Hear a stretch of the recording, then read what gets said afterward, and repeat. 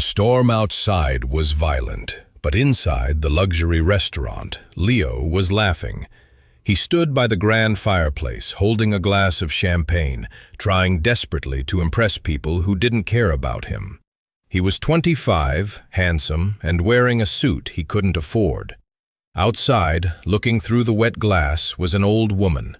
Her coat was tattered, her hands red from decades of scrubbing floors. She wasn't a beggar. She was his mother, Elena. She knocked on the glass, eyes full of hope, holding a wet envelope against her chest. Leo saw her. His eyes met hers. And then, he did the unthinkable. He turned his back and pulled the curtains shut. To understand this cruelty, you have to go back. Elena wasn't always this worn down. 30 years ago, she had a dream.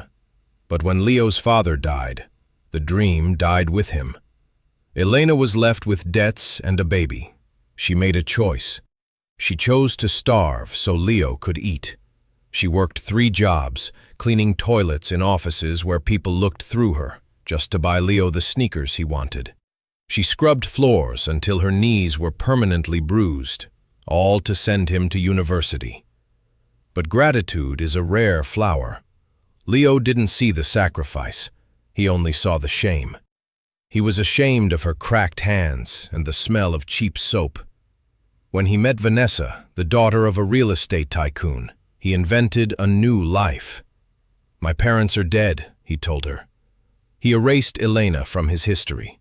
He became a ghost, living a lie, funded by the crumpled bills his mother left on his kitchen table every Friday.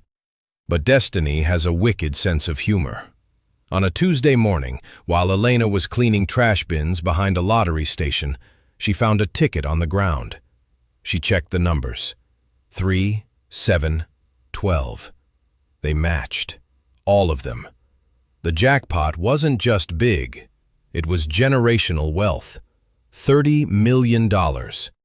Elena sat on the curb and wept, not for herself, but because she finally had something to offer Leo that he wouldn't be ashamed of.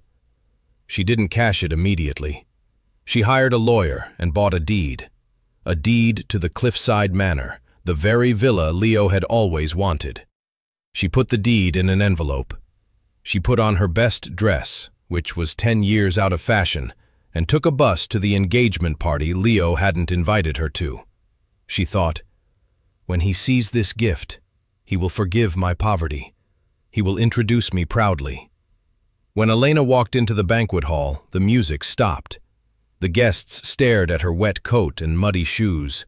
Vanessa, looking like an ice queen, marched over. "Who is this?" she demanded. "The smell of wet dog is ruining my appetite." Leo froze. He looked at his mother, then at Vanessa's wealthy father who was watching him. This was the test. "I don't know her," Leo shouted, his voice cracking. "She must be a homeless woman looking for food. Security, get her out of here." Elena's heart shattered. She stood there, trembling. "Leo," she whispered. "It's me, Mom.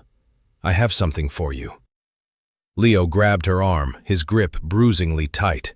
"Don't call me that, you crazy old hag. Get out before I throw you out myself." Vanessa laughed. It was a cruel sound. She grabbed a glass of red wine. "You heard him," she sneered. "You're not wanted here. Go back to the gutter."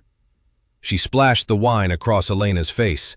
The red liquid dripped down her cheeks like tears of blood, staining the envelope. The room erupted in laughter. Leo didn't stop her. He joined in. He shoved his own mother toward the door, pushing her so hard she fell onto the marble floor. Elena lay there. She looked at the son she had starved for. She looked at the man whose tuition she had paid with her own health. And in that moment, the mother died, and a stranger was born. She stood up. She didn't wipe the wine from her face. She simply placed the wet envelope on the nearest table. "Keep the trash," she said softly, and she walked out into the rain. The laughter continued until Vanessa's father, curious about the filthy envelope, picked it up. He tore it open. He pulled out a document. His eyes went wide. He read it again. "Stop the music," he bellowed. The room went silent. "What is it, Daddy?" Vanessa asked. "Is it a bill?" Her father looked at Leo with shock. "You idiot," he whispered. "This isn't a bill. This is a property deed and a bank statement. That homeless woman just put $30 million in a trust fund in her own name." The silence was heavier than lead. Leo grabbed the paper. He read the numbers. He read the name. Elena Vance. The woman he had just thrown into the mud was richer than everyone in the room. He felt sick. Vanessa snatched the paper. Her expression shifted instantly from disgust to a predatory smile. "Leo, honey," she purred, "why didn't you tell me your mother was eccentric? We have to go find her." The hypocrisy was nauseating. Suddenly, the crazy hag became Mother Elena. They ran out into the storm and found Elena at the bus stop. "Mom," Leo cried, falling to his knees in the puddles. "Mom, I'm so sorry. It was a misunderstanding. I didn't recognize you. Please, come back inside." Elena looked at him. Her face was blank. Vanessa tried to wrap her expensive shawl around Elena's shoulders. "Mother, please," Vanessa said sweetly. "Let's go home. We can plan the wedding together. With your help, of course." Elena stood up. She let the shawl fall into the mud. She reached into her pocket and pulled out a photo of baby Leo. She tore it in half. "My son died tonight," she said, her voice cold as steel. "He died the moment he said he didn't know me. I don't know who you people are, but I have hired security. Stay away from me." A black limousine pulled up. It wasn't hired by Leo. It was Elena's driver. She stepped in, leaving her son kneeling in the mud, crying not for her, but for the fortune he had lost. The window rolled up, and she didn't look back. The downfall of Leo was fast. Without the money, Vanessa's love evaporated. "You're nothing," she told him 2 days later, throwing his clothes off the balcony. "You're just a broke loser who threw away a winning lottery ticket. Get out!" Her father fired him. Leo was on the streets. Desperation leads to bad decisions. Leo started gambling, trying to win back what his mother had earned. He borrowed money from dangerous men. When he couldn't pay, they came for him. They found him in a back alley. They didn't just beat him, they broke him. They left him bleeding in the trash with a punctured lung. He woke up in the charity ward. The pain was blinding. The doctor stood over him. "You need emergency surgery," the doctor said. "We need $50,000 immediately, or we can only do the minimum. You might not make it through the night. Call your family." Leo called Vanessa. Blocked. He called Vanessa's father. He laughed and hung up. Leo lay there, listening to the beep of the monitor, realizing he was going to die alone. He closed his eyes, accepting his fate. Then, he heard the click of heels, expensive shoes. He opened his eyes. Elena was standing there. She looked different. She wore a tailored suit. She looked powerful. Leo started to cry. "Mom," he wheezed, "you came. I knew you would come. I'm sorry. Please, save me." Elena didn't cry. She didn't hold his hand. She walked to the nurse and wrote a check for $50,000. "Save his life," she ordered. She walked back to the bed.